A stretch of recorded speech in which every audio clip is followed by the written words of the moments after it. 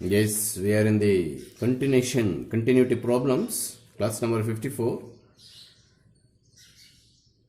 To continue the problems, we have completed where the greatest integer function is continuous, where the greatest integer function is discontinuous. ಅದು 1 ಮಾರ್ಕ್ಗೆ ಸ್ವಲ್ಪ ನೆನಪಿಟ್ಕೊಂಡ್ರೆ ಮರಿಬಾರ್ದು. ಅದು frequent ಆಗಿ ಒಂದು 4-5 pages ಅಲ್ಲಿ ಬರ್ಕೊಂಡ್ಬಿಟ್ರೆ ಎಲ್ಲಾದ್ರೂ note ಅಂತ ಟಾಪ್ ಎಡ್ಜಲ್ಲಿ ನಿಮ್ಗೆ ಬೆನಿಫಿಟ್. ಪದೇ ಪದೇ ನಮ್ಮ ಕಣ್ಣು ಕಾಣಿಸಿದ್ರೆ ಫ್ರೀಕ್ವೆಂಟ್ ಆಗಿ ಪದೇ ನಮ್ಮ ಕಣ್ಣು ಕಾಣಿಸಿದ್ರೆ ಬೇಗ ಕಳ್ತು ಬಿಡ್ತೀವಿ. ಏನು ಸರ್ ಅದಂದ್ರೆ ನೋಡಿ, before that note point 1 is there. ಅದೇನು ಸಿಂಪಲ್ ಈಸಿ. ಈ ನಾವು ಸ್ಟಾರ್ಟಿಂಗಲ್ಲಿ ಪ್ರಾಪರ್ಟೀಸ್ ಆಫ್ ಕಂಟಿನ್ಯೂಟಿ ಫಂಕ್ಷನ್ಸ್ ಬರ್ಸೋವಾಗ if both F and G are continuous then F plus G ಅಂದ್ರೆ ಅವೆರಡನ್ನ ಅಡಿಷನ್ ಮಾಡಿದ್ರೆ ಕೂಡ ಕಂಟಿನ್ಯೂಟ್ ಆಗುತ್ತಂತೆ. ಎಫ್ ಮೈನಸ್ ಜಿ ಅಂದ್ರೆ ಅವೆರಡನ್ನ ಸಬ್ಟ್ರಾಕ್ಟ್ ಮಾಡಿದ್ರೆ ಕಂಟಿನ್ಯೂಸ್ ಆಗುತ್ತಂತೆ. ಎಫ್ ಇಂಟು ಜಿ ಅವೆರಡನ್ನ ಪ್ರಾಡಕ್ಟ್ ತಗೊಂಡ್ರು ಕಂಟಿನ್ಯೂಸ್ ಆಗುತ್ತಂತೆ. ಎರಡು ಕಂಟಿನ್ಯೂಸ್ ಫಂಕ್ಷನ್ಸ್ ಅನ್ನ ಅಡಿಷನ್ ಮಾಡು, ಸಬ್ಟ್ರಾಕ್ಟ್ ಮಾಡು, ಮಲ್ಟಿಪ್ಲೈ ಮಾಡು, ಡಿವಿಷನ್ ಮಾಡು, ಡಿನಾಮಿನೇಟರ್ 0 ಆಗಬಾರ್ದು ಇಲ್ಲಿ, ಅದು ಮತ್ತೆ ಕಂಟಿನ್ಯೂಟ್ ಆಗುತ್ತೆ. ಅವು ಪ್ರಾಪರ್ಟೀಸ್. ಇಲ್ಲಿ ಅಲ್ಲೇನೆ ನಾನು ಇನ್ನೊಂದು ವಿಚಾರ ಸೇರಿಸಬೇಕಿತ್ತು, ನೋಟ್ ಅಂತ ಮರ್ತಿದ್ದೇನೆ, ಬಟ್ ಇಲ್ಲಿ ಸೇರಿಸ್ಕೊಳ್ಳಿ. ಈ ಪ್ರಾಬ್ಲಮ್ ಕೆಳಗಡೆ ಸೇರಿಸ್ಕೊಳ್ಳಿ. ನಾವೇನು ಪ್ರಾಬ್ಲಮ್ ನಂಬರ್ 15 ಏನು ಮಾಡ್ತಿದ್ವಿ ಆ ಪ್ರಾಬ್ಲಮ್ ಕೆಳಗಡೆ ಸೇರಿಸ್ಕೊಳ್ಳಿ, ತಪ್ಪೇನಿಲ್ಲ. ನೋಟ್ ಪಾಯಿಂಟ್ಸ್ ಏನು ಸರ್ ಅದು? ಚೆನ್ನಾಗಿ ನೆನ್ಪಿಟ್ಕೊ. ಇಲ್ಲಿ ಯಾವುದಾದ್ರೂ ಒಂದು ಫಂಕ್ಷನ್ನು ಡಿಸ್ಕಂಟಿನ್ಯೂಟಿ ಆಯ್ತು ಅಂತ ಇಟ್ಕೊ, ನಾಟ್ ಕಂಟಿನ್ಯೂಸ್ ಆದ್ರು ಅಂದ್ರು ಡಿಸ್ಕಂಟಿನ್ಯೂಟಿ ಅಂದ್ರು ಬೋತ್ ಆರ್ ಸೇಮ್. ಯಾವುದಾದ್ರೂ ಒಂದು ಐದರ್ ಎಫ್ ಆರ್ ಜಿ. ನಾನು F continuous G not continuous ಅಂತ ಬರೋದು, ನೀವು ಇದಕ್ಕೆ ಸ್ಟಿಕನ್ ಆಗಬಾರ್ದು. ಅರ್ಥ ಆಯ್ತಾ? ಅಂಡ್ ವೈಸ್ ವರ್ಸ ಅಂತ ಬರ್ಕೊಳ್ಳಿ. ಮೀನಿಂಗ್ ಏನು ಗೊತ್ತಾ? ವೈಸ್ ವರ್ಸ ಅಂದ್ರೆ ಇಂಗ್ಲಿಷ್ ಮೀಡಿಯಂ ಅವ್ರಿಗೆಲ್ಲ ಗೊತ್ತಾಗಿರುತ್ತೆ. ಇದು ಕಂಟಿನ್ಯೂಟಿ ಆಗಿ ಇದು ನಾಟ್ ಕಂಟಿನ್ಯೂಟಿ ಆಗಿದ್ರು ಕೂಡ ಇದೇ ಪರಿಸ್ಥಿತಿ, ಕಂಟಿನ್ಯೂಟಿ ಆಗಲ್ವಂತೆ. ನೋಡಿ, ನಾಟ್ ಅಂತ ಸೇರಿಸಿದ್ರೆ ಇಲ್ಲಿ. ಅರ್ಥ ಆಯ್ತಾ?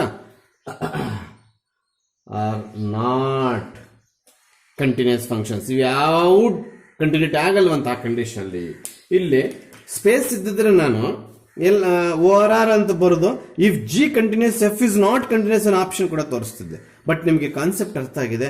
ಇವೆರಡರಲ್ಲಿ ಯಾವುದೊಂದು ಡಿಸ್ಕಂಟಿನ್ಯೂಟಿ ಆದರೂ ಕೂಡ ಅವನ್ನ ಅಡಿಷನ್ ಮಾಡಿದಾಗಲಿ, ಮಲ್ಟಿಪ್ಲಿಕೇಶನ್ ಮಾಡಿದಾಗಲಿ, ಡಿವಿಷನ್ ಮಾಡಿದಾಗಲಿ ಅವು ಕಂಟಿನ್ಯೂಟಿ ಆಗಕ್ಕೆ ಸಾಧ್ಯವೇ ಇಲ್ಲ. ಯಾವಾಗ ಇವೆರಡು ಯಾವುದಾದ್ರೂ ಡಿಸ್ಕಂಟಿನ್ಯೂಟಿ ಆದಾಗ. ಈಗ ಅದು ಮುಗಿಸ್ಕೊಂಡಿದೆ. ನೋಟ್ ಪಾಯಿಂಟ್ 2 ಬಂದ್ರಲ್ಲ, ಎಂಡಿಂಗ್ ಕ್ಲಾಸಲ್ಲಿ ಇದನ್ನೇ ಹೇಳಿದ್ದೀನಿ, ಮತ್ತೆ ಸ್ಟಾರ್ಟಿಂಗ್ ಕ್ಲಾಸಲ್ಲಿ ಇದನ್ನೇ ಹೇಳ್ತಾ ಇದ್ದೀನಿ. Box x is where greatest integer function is discontinuous ಅಂದಾಗ ಪ್ರತಿಯೊಬ್ಬರು ಅಟ್ ಆಲ್ ಇಂಟಿಜರ್ಸ್ ಅಂತ ಬರೆಯೋದು ಕಲ್ತ್ಕೋಬೇಕು.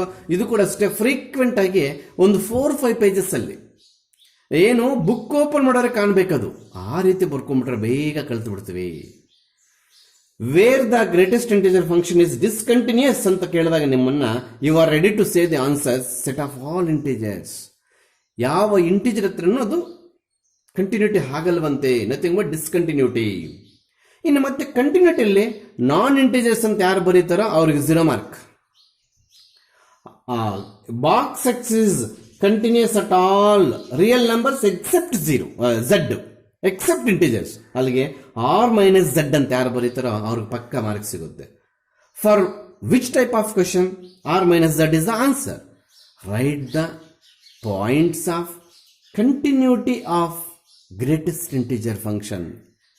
ಕಂಟಿನ್ಯೂಟಿ ಆಗೋದೇ ಇಲ್ಲವಾಗಾದ್ರೆ ಇಂಟಿಜರ್ಸ್ ಹತ್ರ ಡಿಸ್ಕಂಟಿನ್ಯೂಟಿ ಆಯ್ತು ಅಂದ್ರೆ ಬೇರೆ ಹತ್ರ ಕಂಟಿನ್ಯೂಟಿ ಆಗಲೇಬೇಕಲ್ಲ. ಬೇರೆ ಹತ್ರ ಅಂದ್ರೆ ನೀನು ಪರ್ಟಿಕ್ಯುಲರ್ ಆಗಿ ಆರ್ ಮೈನಸ್ ಝಡ್ಡೇ ಬರೀಬೇಕು.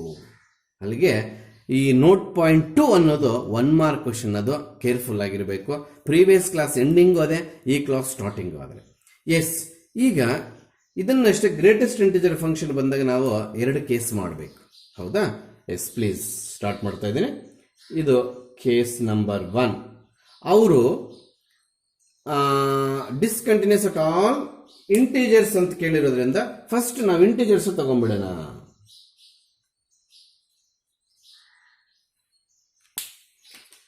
ಹೌದಾ?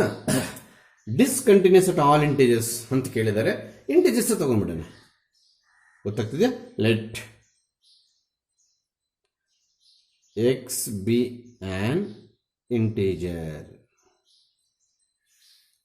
Case number 1. ಇಲ್ಲಿ 2 ಫಂಕ್ಷನ್ ಆಗಿ ಟ್ರೀಟ್ ಮಾಡ್ತೀನಿ ಇದನ್ನ. ಎಚ್ ಆಫ್ ಎಕ್ಸ್ ಒಂದು ಅದನ್ನಷ್ಟೇ ಲೆಟ್ ಅಂತ ತಗೊಳ್ತೇನೆ, and G of X is equal to box X. ಯಾಕಂದರೆ ಡಿಫ್ರೆನ್ಸ್ ಇದೆ, ಅಂದರೆ ಈ ಕೇಸಿಗೆ ಸೇರುತ್ತೆ. ಪ್ಲಸ್ ಆರ್ ಮೈನಸ್ ಒಂದರಲ್ಲೇ ಬರ್ದಿದ್ದೀನಿ, ಇಲ್ಲಿ ಪ್ಲಸ್ ಆದ್ರೆ ತಗೋ ಮೈನಸ್ ಆದ್ರೆ ತಗೋ ಅಂತ ಹಂಗೆ ಅರ್ಥ. ನಾನು ಇವಾಗ ಇದನ್ನು ಹೆಚ್ ಅಂತ ತಗೊಂಡು ಇದನ್ನು ಜಿ ಅಂತ ತಗೊಳ್ತೇನೆ. ಅಲ್ಲಿಗೆ ಡಿಫರೆನ್ಸ್ ಆಫ್ ಟೂ ಫಂಕ್ಷನ್ಸ್ ಆಯಿತು ನೋಡಿ. ಅಲ್ಲಿಗೆ ಇದೇ ಮೆಥಡ್ ಕನ್ವರ್ಟ್ ಮಾಡಿದ್ರೆ ತುಂಬ ಚೆನ್ನಾಗಿ ಅರ್ಥ ಮಾಡಿಸ್ಬೋದು ಅಂತ ನನ್ನ ಕಾನ್ಸೆಪ್ಟ್. ಅಲ್ಲಿಗೆ ಇದನ್ನೇನಂತ ತಗೊಂಡೆ ಹೆಚ್ಚು, ಇದನ್ನೇನಂತ ತಗೊಂಡೆ ಜಿ, ಯಾಕಂದರೆ ಆಲ್ರೆಡಿ ಎಫ್ ಯೂಸ್ ಮಾಡಾಕಿದ್ವಿ. ಮಧ್ಯದಲ್ಲಿ ಏನಿದೆ ಡಿಫ್ರೆನ್ಸ್ ಇದೆ. ಸೊ ಈ ಪ್ರಾಪರ್ಟಿ ಕನೆಕ್ಟ್ ಮಾಡಿಸ್ಬೋದು ಅಂತ ನನ್ನ ಆಸೆ. ಆಗ್ಬೋದಾ? ಹಾಂ, okay. Let X be an integer. First case ಅದು, ಕೇಸ್ ನಂಬರ್ 1 ಇದ್ದೀವಿ. This is the heading for this explanation. And H of X ಅದು ಲೆಟ್ಟೆ, ನಮ್ಮ ಇಷ್ಟ ಬಂದಂತ ತಗೋಬಹುದು. ಎಫ್ ಜಿ ಹೆಚ್ ಅವೆಲ್ಲ ಸೀಕ್ವೆನ್ಸ್ ಆಗಿರುತ್ತೆ, ಅದಕ್ಕೆ ಅದನ್ನ ಯೂಸ್ ಮಾಡ್ತೀವಿ. H of X equal to X ತಗೊಂಡಿದ್ರೆ ಅಂದರೆ ಇದು, G of X is equal to box X ತಗೊಂಡಿದ್ವಿ. ಹೌದಾ? ಇಲ್ಲಿ H of X continuous at all real numbers. But ನಮಗೆ ಬೇಕಾಗಿರೋದು ಇಂಟೀಜರ್ಸ್. ರಿಯಲ್ ನಂಬರ್ಸ್ ಹತ್ರನೇ ಕಂಟಿನ್ಯೂಟಿ ಆಗೋವಾಗ ರಿಯಲ್ ನಂಬರ್ಸ್ ಒಳಗೆ ಇಂಟೀಜರ್ಸ್ ಇಲ್ವಾ? ಡೆಫಿನೆಟ್ ಆಗಿ ಸರ್. ಹೆನ್ಸ್ ಆದ್ದರಿಂದ H of X is continuous at all integers. H of X ಏನಾಯಿತು? ಕಂಟಿನ್ಯೂಟಿ ಆಗೋಯ್ತು. ಜಿ ಆಫ್ ಎಕ್ಸ್ಗೆ ಬರೋಣ. G of X is discontinuous at all integers. Therefore f of x is equals to h of x minus g of x. ಯಾಕೆ h of x ತಗೊಂಡ್ರೆ g of x ತಗೊಂಡ್ರೆ, ನಾವು h of x ಅನ್ನು ತಗೊಳ್ಳೋದಾದ್ರೆ ಅದು identity function. ಹೌದಾ? ಇದನ್ನು identity function ಅಂತ ಕರೆಯೋದು. ಯಾಕೆ ಸರ್? ಇಲ್ಲಿ ಏನು ತಗೊಳ್ತೋ ಅದೇ ತಗೋಬೇಕಲ್ಲ. Identity function graph first quadrant ಮತ್ತು ಥರ್ಡ್ ಕ್ವಾಡ್ರೆಂಟಲ್ಲಿ ಸ್ಟ್ರೈಟ್ ಲೈನ್ ಬರುತ್ತೆ, 45 ಆ್ಯಂಗಲ್ ಬರುತ್ತೆ. ಅರ್ಥ ಆಗ್ತಿದೆಯಾ? H of x identity function ಆಗಿದೆ, g of x greatest integer function ಆಗಿದೆ. ಐಡೆಂಟಿ ಫಂಕ್ಷನ್ದು ಸಮಸ್ಯೆ ಇಲ್ಲ, ಎಲ್ಲಿ ಬೇಕಾದ್ರೂ ಕಂಟಿನ್ಯೂಟಿ ಆಗುತ್ತೆ. ಅದಕ್ಕೋಸ್ಕರ ಅದು ಕಂಟಿನ್ಯೂಸ್ ಅಟ್ ಆಲ್. ಇದು continuity shortcut, full spelling ಬರ್ಕೋಬೇಕು ನೀವು. All integers. G of X is discontinuous at all integers. ಅಲ್ಲಿಗೆ ನಾವು ಇಂಟಿಜರ್ಸ್ ಬಗ್ಗೆ ಮಾತನಾಡ್ತಾ ಇದ್ದೀವಿ. ಇಲ್ಲಿ ಇದೇನಾಗ್ತಾ ಇದೆ? ಇಂಟೀಜರ್ಸ್ ಹತ್ರ ಕಂಟಿನ್ಯೂಟಿ. ಇದೇನಾಗ್ತಾ ಇದೆ? Discontinuity. Then go to note point ಅಥವಾ properties, extension of properties. Note point ಅನ್ನೋದಕ್ಕಿಂತ ನಾನು ಪ್ರಾಪರ್ಟೀಸು ಅಲ್ಲಿ ಬರ್ಸಿರೋ ಬಿಟ್ಟು ಇನ್ನೂ ಕೊಡಬೇಕಿತ್ತು. ಆ ಪ್ರಾಪರ್ಟೀಸ್ನಲ್ಲಿ ನಾವಿಲ್ಲಿ ನೋಟ್ ಅಂತ ಬರ್ಸಿದ್ವಿ. ಇದೇನೋ ಕಂಟಿನ್ಯೂಸ್ ಇಲ್ಲಿ ಇಂಟೀಜರ್ಸ್ ಹತ್ರ, ಇದೇನು ಡಿಸ್ಕಂಟಿನ್ಯೂಟಿ ನೋಟ್ ಪಾಯಿಂಟ್ ಅಲ್ಲಿದೆ. F of X is discontinuous all integers ಅಂತ. ಅಲ್ಲಿಗೆ ಇದು sum of continuous and discontinuous functions. ನೋಡಿ, ಎರಡು ಫಂಕ್ಷನ್ಸ್ ಎರಡೂ ಕಂಟಿನ್ಯೂಟ್ ಆಗಿದ್ದಾಗ ಮಾತ್ರ ಅವೆರಡು ಸಮ್ ಅಲ್ಲ. ಇಲ್ಲಿ difference of continuous and discontinuous function is discontinuous. ನೋಡಿ ಎಷ್ಟು ಚೆನ್ನಾಗಿ ಬಂದ್ಬಿಡ್ತಾ answer. h of x, it is always continuous at all real numbers. Hence it is continuous at all integers. ಯಾಕಂದ್ರೆ ಇಂಟಿಜರ್ಸ್ ರಿಯಲ್ ನಂಬರ್ಸ್ ಎಲ್ಲ ಒಂದು set. ಅದು integers ಕೂಡ real numbers ಅಲ್ಲೇ ಸೇರ್ಕೊಳ್ಳೋ. ರಿಯಲ್ ನಂಬರ್ಸ್ ದೊಡ್ಡ ಸೆಟ್ಟು, ಅದರಲ್ಲಿ ಇಂಟಿಜರ್ಸ್ ನ್ಯಾಚುರಲ್ ನಂಬರ್ಸ್ ಅನ್ನೋ ಒಂದು ಪರ್ಟಿಕ್ಯುಲರ್ ಸೆಟ್ಸ್, ಸಬ್ಸೆಟ್ಸ್ ಇದ್ದಂಗೆ. ಜಿ ಆಫ್ ಎಕ್ಸ್ ವಿಚಾರಕ್ಕೆ ಬರೋದಾದ್ರೆ ನಾವಿರೋದು ಕೇಸ್ ನಂಬರ್ ಇಂಟಿಜರ್ಸ್ ಅಲ್ಲಿ. ಜಿ ಆಫ್ ಎಕ್ಸ್ ಅಂದ್ರೆ ಬಾಕ್ಸ್ ಎಕ್ಸ್, ಅದು ಡಿಸ್ಕಂಟಿನ್ಯೂಟಿ ಅಂತ ನಾವು ಲಾಸ್ಟ್ ಕ್ಲಾಸಲ್ಲಿ ಹೇಳಿದ್ವಿ, ಇವಾಗ ಹೇಳಿದ್ವಿ. ಎಲ್ಲಿ? At all integers. ಅವಾಗ ಮೀನಿಂಗ್ ಏನು ಬರುತ್ತೆ? Difference of continuity and discontinuity is again A discontinuous at all integers. ಅವನು ಕೇಳಿರ್ತಕ್ಕಂಥ ಕ್ವಶನ್ಗೆ ಇಷ್ಟ ಆನ್ಸರ್ ಸಾಕು. ಯಾಕೆ ಸರ್? ಸ್ಪಷ್ಟವಾಗಿ show that X minus box x is discontinuous at all integers ಅಂತ ಕೇಳಿದ್ದೇನೆ. ಮತ್ತೆ ನಾವು ಇಂಟೀಜರ್ಸ್ ಹತ್ರ ಏನಾಗುತ್ತೆ ಅಂತ ಕೂಡ ಬರೆದ್ರೆ ತಪ್ಪೇನಿಲ್ಲ.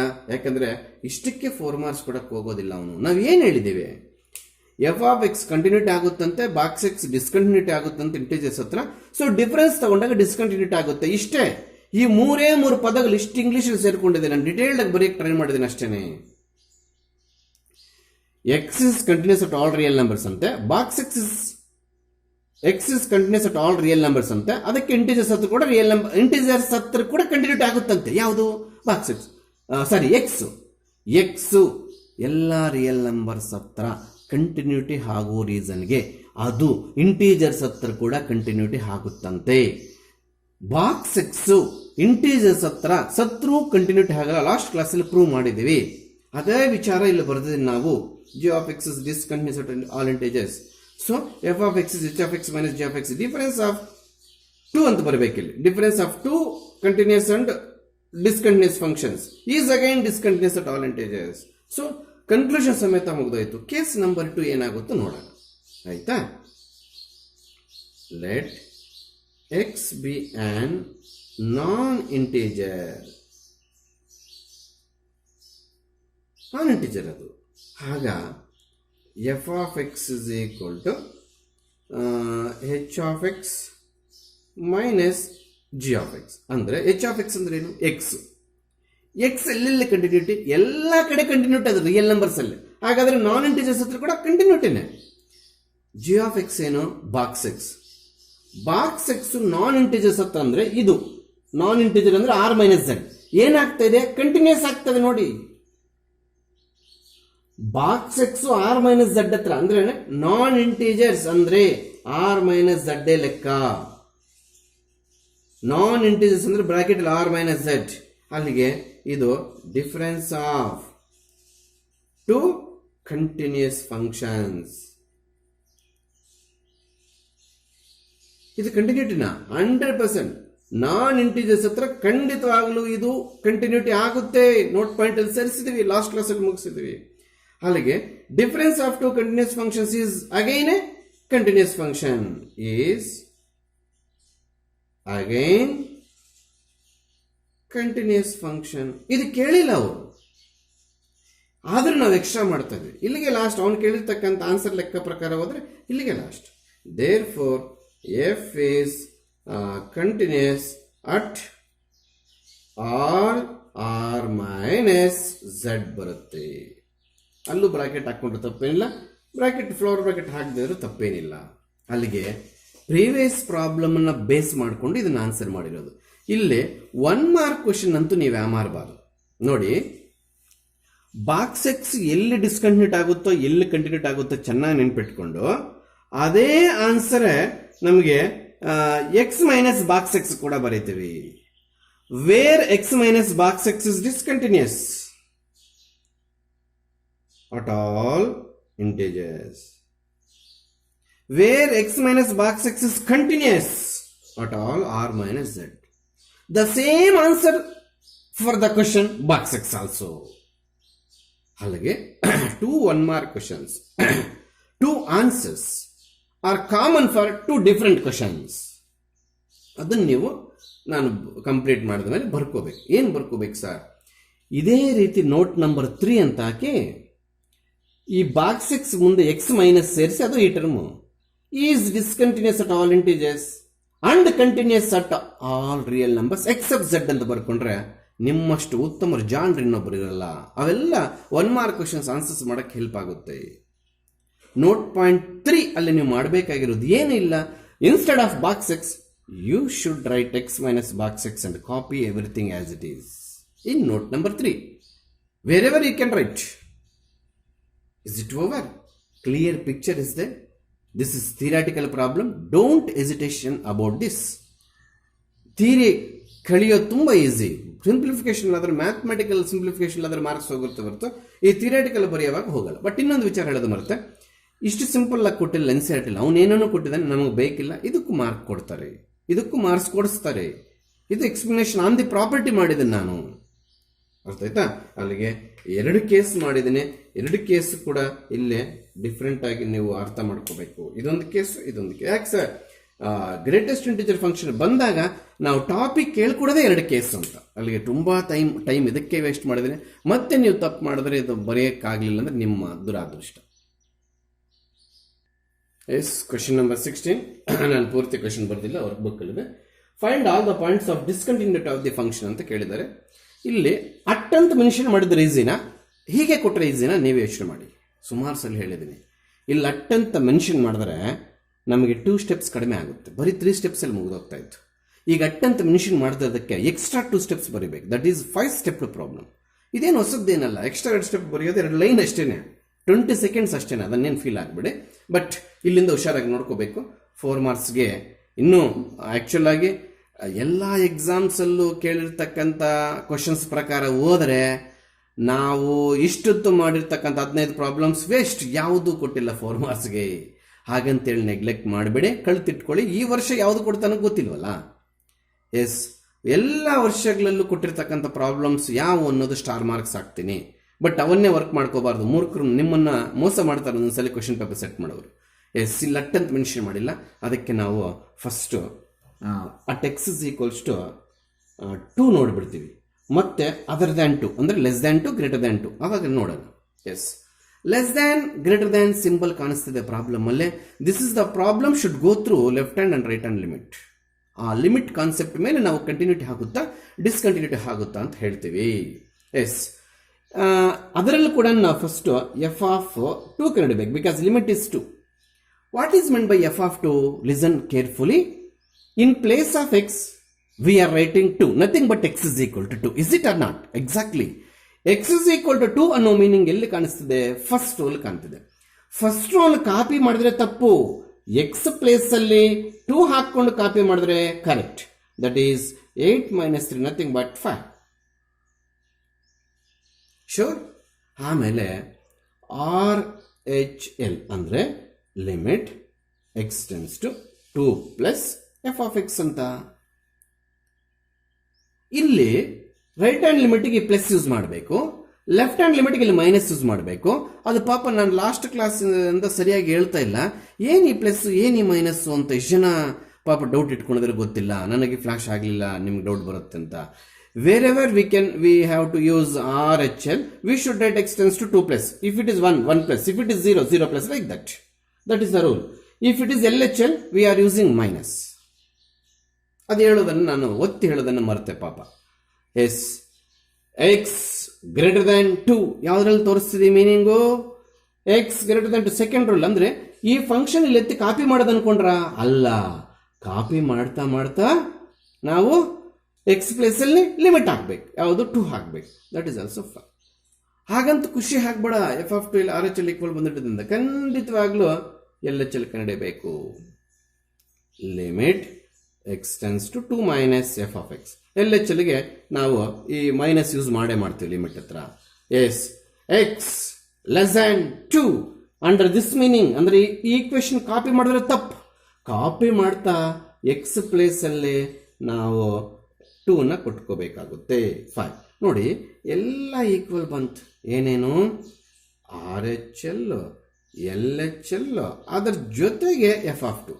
ಎಲ್ಲ ಆನ್ಸರ್ಸ್ 5 ಈಕ್ವಲ್ ಬಂದಿದೆ. Actually this is the heart of to conclude by problem is continuous or discontinuous at particular number, that is 2. ಹೌದಾ? ಅಲ್ಲಿಗೆ f is continuous at x is equals to 2. Conclusion ಮುಗಿದೋಯ್ತು. ಅಲ್ಲಿ ಅಟ್ ಅಂತ mention ಮಾಡಿದ್ರೆ ಇಲ್ಲಿಗೆ stop. Mention ಮಾಡಿಲ್ಲ ಅಂದರೆ ನಾವು ಎಕ್ಸ್ ಗ್ರೇಟರ್ ದ್ಯಾನ್ 2 ಒಂದು ಸ್ಟೆಪ್, ಎಕ್ಸ್ ಲೆಸ್ ದ್ಯಾನ್ 2 ಒಂದು ಸ್ಟೆಪ್ ಬರೀಬೇಕು. ಎಕ್ಸ್ ಗ್ರೇಟರ್ ದ್ಯಾನ್ 2ಗೆ ಎಫ್ ಆಫ್ ಎಕ್ಸ್ ಬಂದು ಎಕ್ಸ್ ಕ್ಯೂಬ್ ಮೈನಸ್ 3. ಯಾಕೆ ಸರ್ ಇವಾಗ ಎಕ್ಸ್ ಪ್ಲಸ್ 2 ಕೊಡಲಿಲ್ಲ? ಈಗ ನಾವು ಲಿಮಿಟ್ ಕಂಡುಹಿಡ್ತಾ ಇಲ್ಲ. ಇದು ಸುಮಾರು ಪ್ರಾಬ್ಲಮ್ಸ್ ಇಂದ ಎಕ್ಸ್ಪ್ಲೇನ್ ಮಾಡ್ಕೊಂಡು ಬರ್ತಾ ಇದ್ದೀನಿ. ಹೌದಾ? ಇದು ಮತ್ತೆ ಲಿಮಿಟ್ ಸಂಬಂಧ ಇಲ್ಲ ಸರ್, ಅದಕ್ಕೆ ಸಂಬಂಧ ಇಲ್ಲ. ಮತ್ತೆ ಹೆಂಗ್ ಸರ್ ಹೇಳ್ತೀರಾ? ಇದು ಪಾಲಿನಾಮಿಯಲ್ ಫಂಕ್ಷನ್ ಆಗುತ್ತಾ ನೋಡಿ. Is a polynomial function. Is it continues at all real numbers, hence ಅದರಿಂದ at x is greater than 2. ಎಲ್ಲ ರಿಯಲ್ ನಂಬರ್ಸ್ ಇಂದ ಕಂಟಿನ್ಯೂಟಿ ಆಗೋ ಒಂದೇ ಒಂದು ಕಾರಣಕ್ಕೆ ಎಕ್ಸ್ ಗ್ರೇಟರ್ ದ್ಯಾನ್ 2 ಅನ್ನೋ ನಂಬರ್ಸ್ ಹತ್ರ ಕೂಡ ಕಂಟಿನ್ಯೂಟಿ ಆಗುತ್ತೆ. ಯಾಕಂದ್ರೆ ಎಕ್ಸ್ ಗ್ರೇಟರ್ ದ್ಯಾನ್ 2 ಅನ್ನೋ ನಂಬರ್ಸ್ ಕೂಡ ಇದರಲ್ಲಿ ಸೇರಿದೆ. ಆಮೇಲೆ ಸೇಮ್ ಸ್ಟೋರಿ ರಿಪೀಟ್ ಮಾಡಬೇಕು. ಯಾವುದಕ್ಕೆ? X less than 2. ಏನು ಮಾಡ್ತೀರಾ? ಇದೇ same story, but hence at X less than 2 ಅನ್ನೋದು ಮಾತ್ರ ಡಿಫ್ರೆನ್ಸು. ಈ 2 ಪಾಯಿಂಟ್ಸ್ ಎಕ್ಸ್ಟ್ರಾ ಬರೀಬೇಕು. ಕೊಟ್ಟರೆ ಹೇಳಕ್ ಬರೋದಿಲ್ಲ. ತುಂಬಾ ಸಿಂಪಲ್ ಪ್ರಾಬ್ಲಮ್ ಫಾರ್ 4 ಮಾರ್ಕ್ಸ್. ಅರ್ಥ ಆಯ್ತಾ? ಈ ಫಸ್ಟ್ ಹಾಫ್ 2 ಮಾರ್ಕ್ ಕೊಟ್ಟು 2 ಪಾಯಿಂಟ್ಸ್ 2 ಮಾರ್ಕ್ ಕೊಟ್ಟರೆ ಹೇಳಕ್ ಬರೋದಿಲ್ಲ. ಅಲ್ಲಿಗೆ ನಾವು ಅಟ್ಟೆಂತ ಮೆನ್ಷನ್ ಮಾಡಿದ್ರೆ 2 ಪಾಯಿಂಟ್ಸ್ ಬರೀತಾ ಇದ್ವಾ? ಇಲ್ಲ. ಇವು ನೀಟಾಗಿ ಒಂದೇ line ಬರ್ಕೋಬೇಕು. x greater than 2, f of x is equal to x cube minus 3 is a polynomial function continuous at all real numbers. Hence at x greater than 2. ಎಲ್ಲ ರಿಯಲ್ ನಂಬರ್ಸ್ ಹತ್ರ ಕಂಡಿಟ್ ಆಗುತ್ತಂದ್ರೆ x greater than 2 ಇರೋ numbers real numbers ಆಗಿರಲ್ವಾ? ಖಂಡಿತವಾಗ್ಲು ಅದಕ್ಕೆ ಅಲ್ಲಿ ಕಂಟಿನ್ಯೂಟ್ ಆಗುತ್ತೆ. So ಇದಾಯ್ತು. ಇಲ್ಲಿಗೆ ಬಿಟ್ಬಿಟ್ಟು ಬಂದ್ಬಿಟ್ರೆ ಮಾರ್ಕ್ಸ್ ಕಟ್. ಯಾಕೆ ಸರ್? ಕ್ವಶನ್ ಏನು ಕೇಳಿದಾರೆ ಒಂದ್ಸಲಿ ಪೂರ್ತಿ ಓದ್ಕೊಂಡು ಅದಕ್ಕೆ ತಗ್ಗಟ್ಟು ನಾವು ಕನ್ಕ್ಲೂಡ್ ಮಾಡಿದೀವ ಅಂತ ಹೊರಗಡೆ ಬರಬೇಕು. ಈ ರೋಗ ಜಾಸ್ತಿ ಇದೆ ನಿಮಗೆ. ಏನ್ ಬರುತ್ತೆ ನಿಮಗೆ ಅದು ಬರೆದು ಬಿಟ್ಟು ಹೊರಗಡೆ ಬರ್ತಾ ಇರ್ತಾರ, ಅಲ್ಲಿ ಸ್ಕೀಮ್ ಪ್ರಕಾರ ಮಾರ್ಕ್ಸ್ ಹೊರಟೋಗುತ್ತೆ. What they are asking for this problem number 16 ಏನ್ ಕೇಳಿದಾರೆ ಅವರು? Find all the points of discontinuity ಅಂತ ಕೇಳಿದ್ದಾರೆ. ನಾವು ನೋಡಿ ಎಲ್ಲೂ ಡಿಸ್ಕಂಟಿನ್ಯೂಟಿ ಆಗಿಲ್ಲ. No point of discontinuity.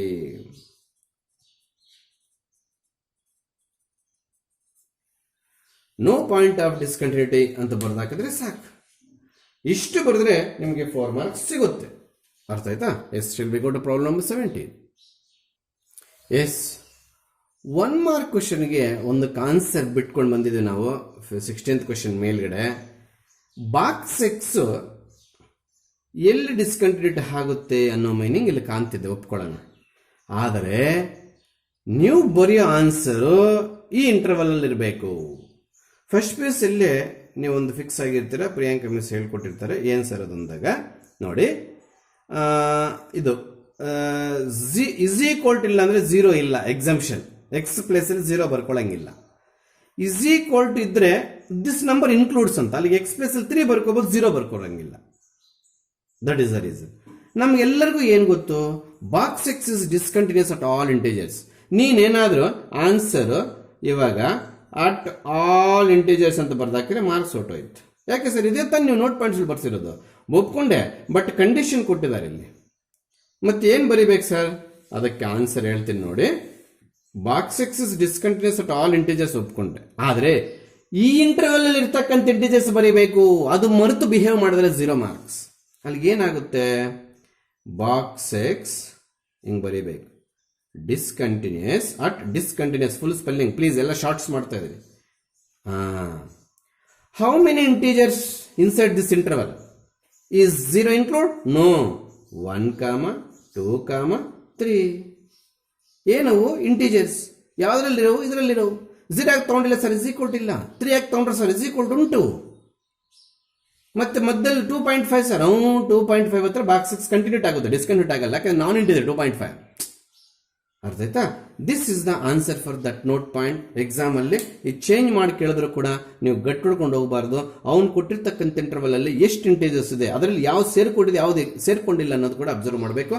ಯಾವ್ದು ಸೇರ್ಕೊಂಡಿದೆ ಯಾವ್ದು ಸೇರ್ಕೊಂಡಿಲ್ಲ ಅನ್ನೋದು depending on is equal to less than or is equal like that. Less than ಬರೀದ್ದಾಗ ಈಗ ಇಲ್ಲಿ ಇದು ಒರೆಸ್ಬಿಟ್ರೆ 3 ಕೂಡ ಎಕ್ಸಾಮ್ಷನ್ ಆಗೋಯ್ತು. ಅವಾಗ ಇದು ಬರೀಬಾರ್ದು. ಕೇರ್ಫುಲ್ ಆಗಿ ನೆನ್ಪಿಟ್ಕೊಳ್ಳಿ.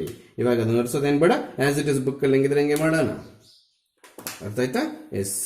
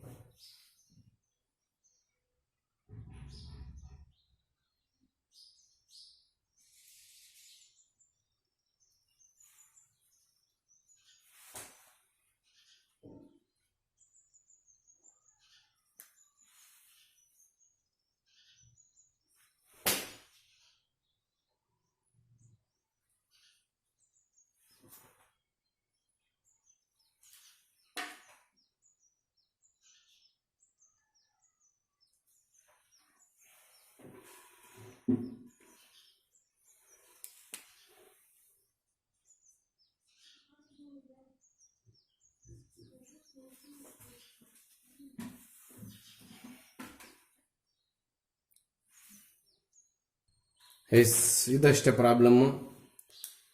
18th problem. Points of discontinuity ಕೇಳಿದರೆ ಅಟ್ ಅಂತ ಮೆನ್ಷನ್ ಮಾಡಿಲ್ಲ, ಹುಷಾರಾಗಿರಬೇಕು. ಈ ಒಂದೇ ರೀತಿ ಪ್ರಾಬ್ಲಮ್ಸ್ ಒಂದೇ ಹತ್ರ ಬರ್ತಾರೋದ್ರಿಂದ ಈಸಿಯಾಗಿ ಕಲ್ತ್ಕೋಬೋದು ಅಂತ ನನ್ನ ಅನಿಸಿಕೆ. Yes, at x is equal to 1. Because ಇದು ಹೆಂಗೆ ತೊಗೊತಾ ಇದ್ದಾರೆ ಸರ್, ಇಲ್ಲಿ ಲಿಮಿಟ್ ಏನು ಕಾಣಿಸುತ್ತೋ ಅದರ ಪ್ರಕಾರ ತೊಗೊಳ್ಳೋದು ಅಷ್ಟೇ, ಇನ್ನೇನಿಲ್ಲ. ಎಫ್ ಆಫ್ 1 ಅಂದರೆ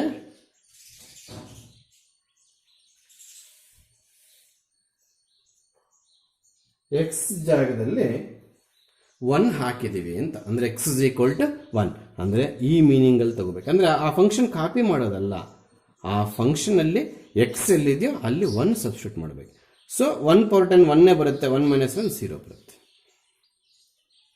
ಹೌದಾ? ಅಲ್ಲಿಗೆ ಆರ್ ಎಚ್ ಎಲ್ ನೋಡೋಣ. Limit x tends to 1 plus f of x. X greater than 1 ಇಲ್ಲಿದೆ. ಸೊ ಆ ಪಕ್ಕದಲ್ಲಿರ್ತಕ್ಕಂಥ ಫಂಕ್ಷನ್ ಕಾಪಿ ಮಾಡ್ತಾ ಮಾಡ್ತಾ ಎಕ್ಸ್ ಪ್ಲೇಸಲ್ಲಿ ನಾವು 1 ಹಾಕಬೇಕು. ಆಮೇಲೆ L H L limit x tends to 1 minus f of X is equals to, ಇಲ್ಲಿ ಎಕ್ಸ್ ಲೆಸ್ ದ್ಯಾನ್ 1 ಬರುತ್ತೆ. ಎಕ್ಸ್ ಲೆಸ್ ದ್ಯಾನ್ 1 ಕೂಡ ಮತ್ತಿಲ್ಲೇ ಮೀನಿಂಗ್ ಇದೆ, ಅಲ್ಲಿ 1 ಪವರ್ 10 ಮೈನಸ್ 1, 1 ಪವರ್ 10 1 ಹಾಗೂ 0 ಬಂತು. ಹಾಗೆ R H L not equals to L H L. F is discontinuous at x is equal to 1. ಇಷ್ಟು ಬರೆದಾಕಿದ್ರೆ full marks ಸಿಗಲ್ಲ.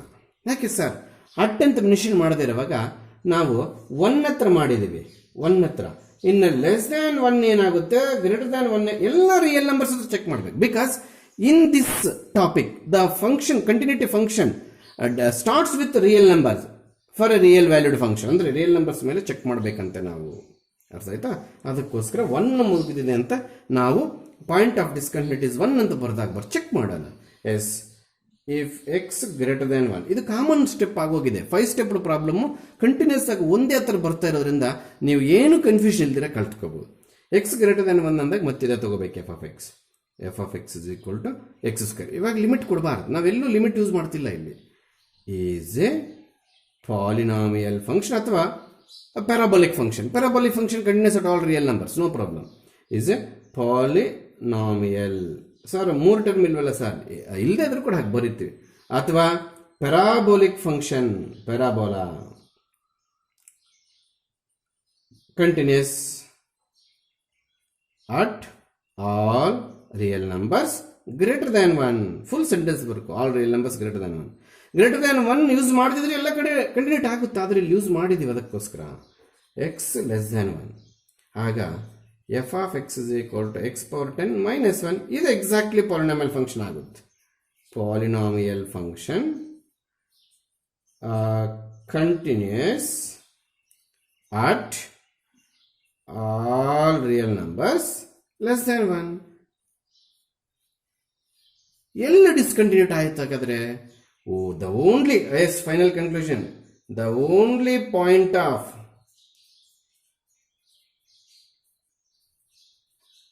discontinuity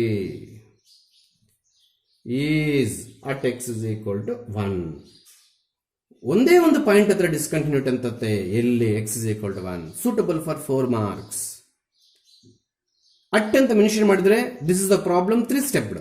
ಅಟ್ ಅಂತ ಮೆನ್ಷನ್ ಮಾಡಿಲ್ಲ this will go through 5 stepped problem. ಆ ರೀತಿ ನೋಡಿ, ಎರಡೇ ಸೆಂಟೆನ್ಸ್ ಲೈನ್ ಆಲ್ಮೋಸ್ಟ್ ಅಲ್ಲೂ ಈ ಥರ ಎಕ್ಸ್ಟ್ರಾ ಬರೆಯೋ 2 ಸ್ಟೆಪ್ಪಲ್ಲೇ ಪ್ರಾಬ್ಲಮ್ ಕಂಟಿನ್ಯೂಟಿ ಆಗಿರ್ತದೆ. ಇದು ಏನಾದ್ರು ಡಿಸ್ಕಂಟಿನ್ಯೂಟ್ ಆದಾಗ ಈ 3 ಸ್ಟೆಪ್ಪಲ್ಲಿ ಹಾಕಬೇಕು, L H L R H L ಹಾಕಬೇಕು. ಅದು ಹುಷಾರಾಗಿ ನೋಡ್ಕೊಳ್ಳಿ. ಅರ್ಥ ಆಯ್ತಾ? A similar problem but extra risk is there. Why sir? We are weaving 2 numbers here. Is it -3 and +3? So we have to explain the problem at 2 different limits. ಅದಕ್ಕೋಸ್ಕರ ಸ್ವಲ್ಪ extension ಆಗುತ್ತೆ steps. ನಿಮಗೆ 4 ಮಾರ್ಕ್ಸ್ ಸರ್ ಇಷ್ಟು ಅಂತ ದೊಡ್ಡ ಬರೋದು.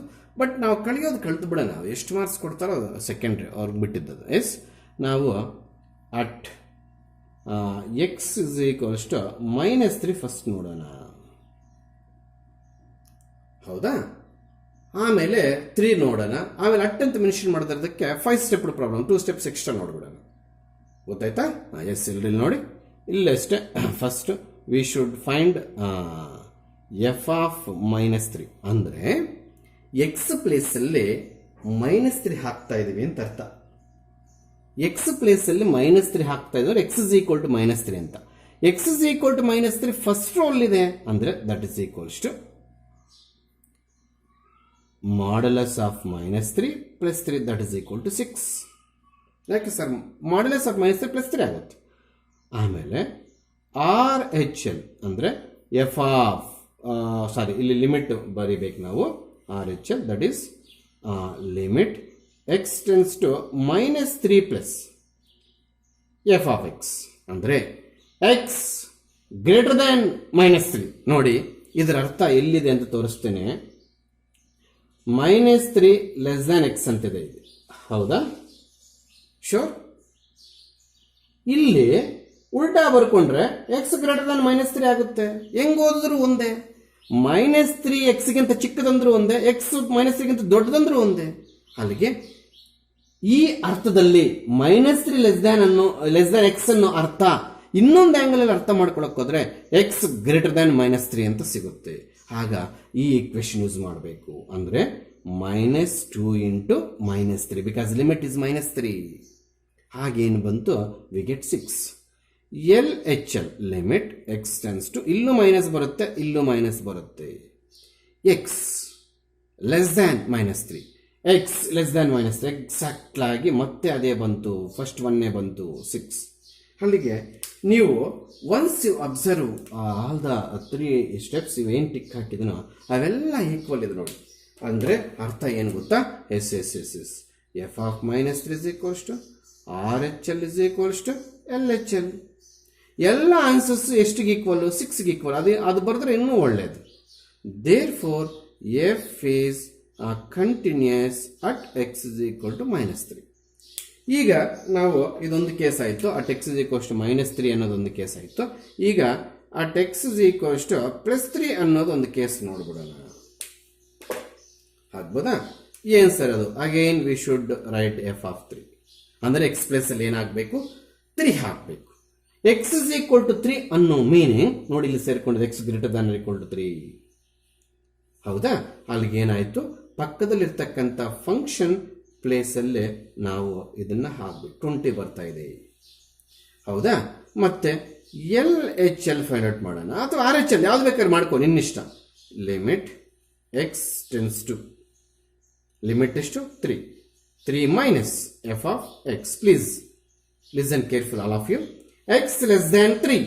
ಯಾವ 3? +3. ನೋಡಿ, ಎಕ್ಸಾಕ್ಟ್ ಆಗಿ ಇಲ್ಲಿದೆ.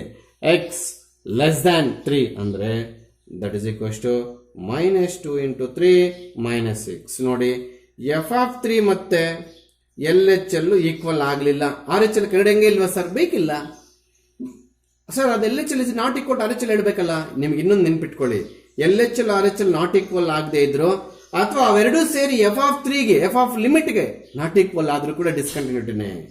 So f is discontinuity at x is equal to 3. ಅಲ್ಲಿಗೆ ಕಂಟಿನ್ಯೂಟಿ ಇಲ್ಲ ಆಗುತ್ತೆ. At x is equal to -3. Discontinuity ಎಲ್ಲಾಗುತ್ತೆ at x is equal to 3. But now before conclude the problem at particular limits -3 and +3, we should go through a 5 step. ಅಂದ್ರೆ ನಾವು ಏನು ಹೇಳ್ತೀವಿ ಒಂದು ನಿಮಿಷ ನೋಡಿ. x greater than 3, f of x is equal to ಏನಾಗುತ್ತೆ x greater than 3, x greater than 3 f of x is equal to 6x plus 2 polynomial function. X less than 3 f of x is equal to -2x. This is also polynomial function ಅಥವಾ product of constant into identity function. ಅರ್ಥ ಆಯ್ತಾ? ಆಮೇಲೆ x greater than -3 ಏನಾಗುತ್ತೆ x greater than -3, x greater than -3 ಇದು ಓದ್ಕೋಬೇಕು. ಅಂದ್ರೆ x greater than -3 ಆ meaning ಇಲ್ಲಿ ತಂದು ಬರ್ತೀನಿ. ಅವಾಗ ಏನಾಗುತ್ತೆ f of x, ಅವಾಗ -2x. And x less than -3 f of x ಏನಾಗುತ್ತೆ mod x plus 3. All are continuous. ಇವೆಲ್ಲ ಬೋರ್ಡ್ ಮೇಲೆ ಬರೆದ್ರು, ಇವೆಲ್ಲ continuous at all real numbers. ಇದೆಲ್ಲರೂ ಡಿಸ್ಕಂಟಿನ್ಯೂಟ್ ಆಗುತ್ತಾ? ಆಗಲ್ಲ. Polynomial function. ಇದೆಲ್ಲರೂ ಡಿಸ್ಕಂಟಿನ್ಯೂಟ್ ಆಗುತ್ತಾ? ಆಗಲ್ಲ. Identity function with constant -2.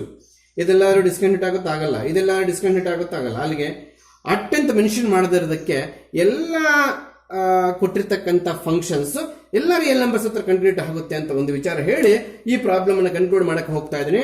19th problem also they are asking find all the points of discontinuity. Therefore, the only point of discontinuity at x is equal to 3. The only point of the only point of discontinuity at x is equal to 3 is the final conclusion for this problem. ಇಲ್ಲೊಂದು arrow mark ತೋರಿಸಿದ್ರೆ -3 less than x ಅಂದ್ರೆ ಒಂದೇ, x greater than -3 ಒಂದೇ. x ಅದಿಲ್ಲಿ ಬೇಕಾಗುತ್ತೆ. So 5 marks problem ಅಂತ ಕಾಣಿಸ್ತಾ ಇದ್ರು, ಏನ್ ಮಾಡಕ್ಕಾಗಲ್ಲ, ಒಂದೊಂದ್ಸಲಿ ಬರೀಲಿ ಬಿಡಿ. ಕಳ್ತಿರ್ಬೇಕು ಸ್ಟೂಡೆಂಟ್ಸ್ ಎಲ್ಲ ಪ್ರಾಬ್ಲಮ್ಸ್. ಬರೀ ಇಂಪಾರ್ಟೆಂಟ್ ಪ್ರಾಬ್ಲಮ್ಸ್ ಕಲ್ತ್ಕೊಂಡು ಬಂದಿರ್ತಾರೆ ಎಕ್ಸಾಮ್ಗೆ ಅಂತ ಇಂಥವು ಕೂಡ ಕೊಡ್ತಾರೆ. ಆ ವರ್ಷ ಅನ್ಯಾಯ ಆಗ್ಬಿಡ್ತಾರ.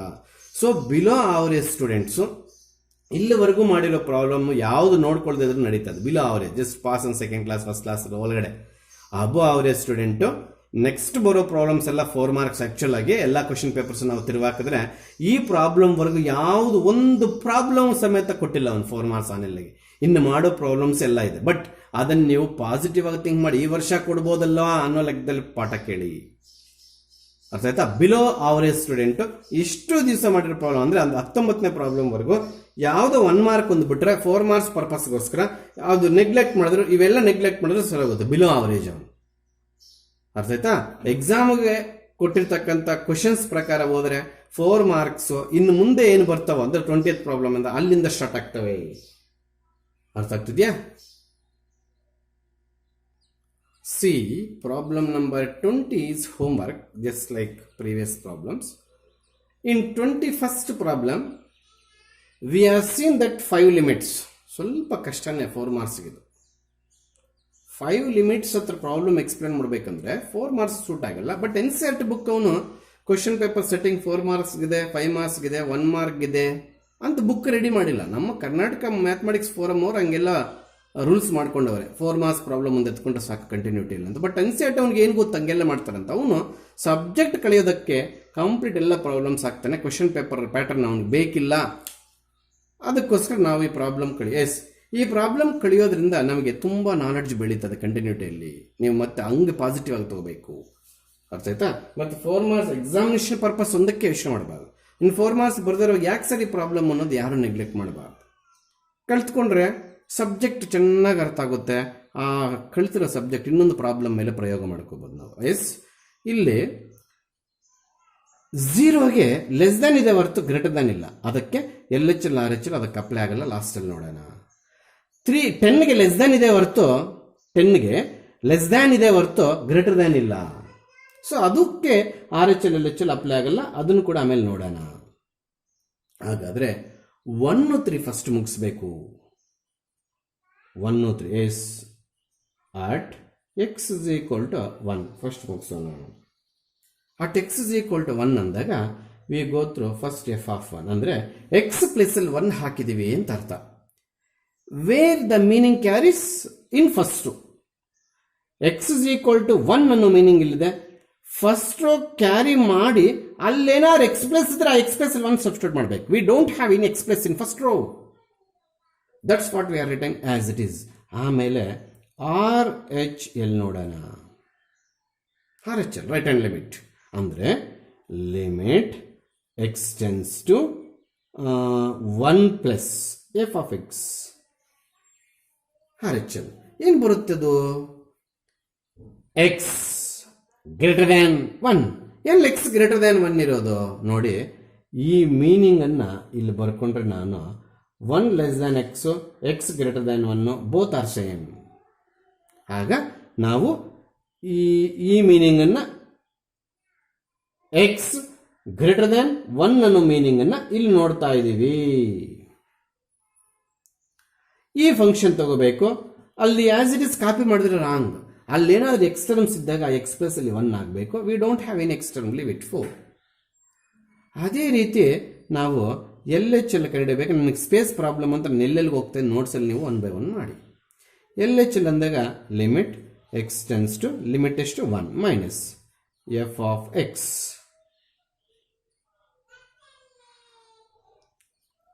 ಸರಿ ಆಯ್ತಾ? ಅಲ್ಲಿಗೆ ಎಕ್ಸ್ ಲೆಸ್ ದ್ಯಾನ್ 1 ಎಲ್ಲಿದೆ? X less than 1. X less than 1 ಎಲ್ಲಾದ್ರೂ ಇದೆಯಾ? ಖಂಡಿತವಾಗ್ಲೂ x less than 1 is equal to ಇರಲಿ, ನೋ ಪ್ರಾಬ್ಲಮ್, ಎಕ್ಸ್ಟ್ರಾ ಇದ್ಕೋಬಹುದು. ಅಲ್ಲಿಗೆ ನಾವು ಈ ಫಂಕ್ಷನ್ ಇಲ್ಲಿ ಕಾಪಿ ಮಾಡಿ ಎಕ್ಸ್ ಪ್ಲಸ್ ಅಲ್ಲಿ ಲಿಮಿಟ್ ಕೊಡ್ಬೇಕು. ಅಲ್ಲಿ ಎಕ್ಸ್ ಇಲ್ಲ ಬಿಡ್ರಿ. ಹೌದಾ? ಹಾಗಾದ್ರೆ ಇದು ಎಲ್ಲರೂ ಅಬ್ಸರ್ವ್ ಮಾಡಿ. L H L not equals to R H L. ಸರಿತಾ? Therefore, f is discontinuous at x is equal to 1. Not equal ಬಂದ್ರೆ ಡಿಸ್ಕಂಟಿನ್ಯೂಸ್ ಖಂಡಿತವಾಗ್ಲೂ ಫುಲ್ ಸೆಂಟೆನ್ಸ್ ಬರ್ಕೋಬೇಕಿಲ್ಲಿ. ತಹಸೀಲ್ದಾರ್ ರೈಟಿಂಗ್ ಬರೀಬಾರ್ದು. Discontinuous at x is equal to 1 ಅಂತ. ಆಮೇಲೆ ಇನ್ನೂ ಇದೆ ಪ್ರಾಬ್ಲಮ್, ಬೇಜಾನಿದೆ. At x is equal to 3 because it is also having less than greater than symbol. 1 and 3 having less than greater than symbol in this problem. 0 we have less than, 10 we have less than, but we don't have any greater than. ಅದಕ್ಕೆ ಬೇರೆ ರೀತಿ answer ಮಾಡ್ಕೊಡ್ತೇನೆ. At x is equal to 3 ಅಂದಾಗ first we should find f of 3 ಅಂದ್ರೆ limit is 3 ಅಂತ in this case. X is equal to 3 ಅನ್ನೋ meaning ಇಲ್ಲಿದೆ. ಈ ಫಂಕ್ಷನ್ ಕಾಪಿ ಮಾಡ್ತಾ ಮಾಡ್ತಾ ಎಕ್ಸ್ ಪ್ಲಸ್ ಅಲ್ಲಿ 3 ಹಾಕ್ಬೇಕಲ್ಲ, ಎಕ್ಸ್ ಪ್ಲಸ್ ಅಲ್ಲಿ 3 ಹಾಕಕ್ಕಿಲ್ವೇ ಇಲ್ಲ. ಸರ್ ಇದು ಹೆಂಗ್ ಬರ್ದು sir? Not equal R H L 4 L H L 3 ನೋಡಿ ಕರೆಕ್ಟಾಗಿ ಬರ್ದಿದ್ದೀನಿ. ಆಮೇಲೆ ಎಫ್ ಆಫ್ 3 5 ಬಂತು. ಇಲ್ಲಷ್ಟೇ ಆರ್ ಎಚ್ ಎಲ್ ಏನು ಬರುತ್ತೋ ನೋಡೋಣ. Limit x tends to 3 plus because limit is 3. X greater than 3 ನೋಡಿ, ಈ ಮೀನಿಂಗು ಇಲ್ಲಿದೆ ನೋಡಿ. 3 less than or equal to x ಅಂದ್ರು, x greater than or equal to 3 ಅಂದ್ರು ಒಂದೇ. X greater than 3, x greater than 3. X greater than 3 ಅನ್ನೋ meaning ಅಲ್ಲಿದೆ ಅಂತಂದ್ರೆ ನಾವು ಬರ್ಕೋಬೇಕಾಗಿರೋ ಫಂಕ್ಷನ್ ಇದ್ರ ಪಕ್ಕದಲ್ಲಿರೋದು ಯಾವುದು? 5 ಬರೆದ್ರೆ ತಪ್ಪು. ಅದರಲ್ಲಿ ಏನಾದ್ರು ಎಕ್ಸ್ ಪ್ಲಸ್ ಇದ್ರೆ ಆ ಎಕ್ಸ್ ಪ್ಲಸ್ 3 ಕೊಡ್ಬೇಕು. ಇಲ್ಲಿ ಎಕ್ಸ್ ಟರ್ಮ್ಸ್ ಏನಿಲ್ಲ, ಅದಕ್ಕೆ 5 ಕರೆಕ್ಟ್. ಆಮೇಲೆ L H L limit x tends to 3 minus f of 3 5 ಬಂದಿದೆ, ಆರ್ ಎಚ್ ಎಲ್ 5 ಬಂದಿದೆ, ಎಲ್ ಎಚ್ ಎಲ್ ಕೂಡ 5 ಬರ್ಬೋದೇನು? X less than 3, x less than 3 ನೋಡು 4 ಇದೆ. ಅಲ್ಲಿಗೆ R H L not equals to L H L. So f is discontinuous ಇದು f is discontinuous at x is equal to 3 also. ಅರ್ಥ ಆಗ್ತಿದೆಯಾ? 21st problem. ನಮಗೆ ಇದುವರೆಗೂ 2 points of discontinuity ಸಿಕ್ಕಿದೆ. ಯಾವ್ಯಾವ ಹೇಳ್ತೀರಾ? 1 ಮತ್ತೆ 3. ಈಗ ಅದರ್ ದ್ಯಾನ್ 1 3 ಅಂದರೆ 0 10 ನೋಡಿಬಿಟ್ಟು ಆಮೇಲೆ ಬೇರೆ ಎಲ್ಲ ನೋಡೋಣ. ಎಸ್, ಈಗ 0 ಲೆಸ್ ದ್ಯಾನ್ ಎಕ್ಸ್ ಆವಾಗ f of X is equal to ನೋಡಲ್ಲಿದೆ 3 ಕಾನ್ಸ್ಟೆಂಟ್ ಫಂಕ್ಷನ್. ಆಮೇಲೆ ಎಕ್ಸ್ ತಪ್ಪಿದು ಎಲ್ಲ ಒಂದೇ. X less than x greater than or equal to 0. ನಾನು ಉಲ್ಟಾ ಬರ್ದಿದ್ದೀನಿ ಬಿಡ್ರಿ. 0 less than or equal to x ಇದು ಹೆಂಗೆ ಬೇಕಾದ್ರೆ ಓದ್ಕೋಬೋದು. ಅದು ಇಲ್ಲಿ ಬರ್ದಂಗೆ x greater than 0 f of X is constant function. ಅಲ್ಲಿಗೆ ಮತ್ತು x less than equal to 10, ಅವಾಗೂ F of x ಏನಾಗುತ್ತೆ, ಏನಿಲ್ಲ ನಂಬರ್ಸ್ ಮಿಸ್ ಮಾಡಿರೋ ಬರೀತಾ ಇದನ್ನು ಕನ್ಫ್ಯೂಸ್ ಮಾಡ್ಕೋಬೇಡಿ. F of X is equal to 5 ಆಗುತ್ತೆ. ಅರ್ಥ ಆಯ್ತಾ? And other than 1, 0, 1, 3, 10 at every real number ಇವು ಬಿಟ್ಟು ಇವ್ರ ಹತ್ರ ಎಕ್ಸ್ಪ್ಲೇನ್ ಮಾಡಿದ್ದೀವಿ. ಈ ನಂಬರ್ಸ್ ಹತ್ರ ಆಲ್ರೆಡಿ ಅಲ್ಲಿ ಎಕ್ಸ್ಪ್ಲೇನ್ ಮಾಡಿದ್ದೀವಿ.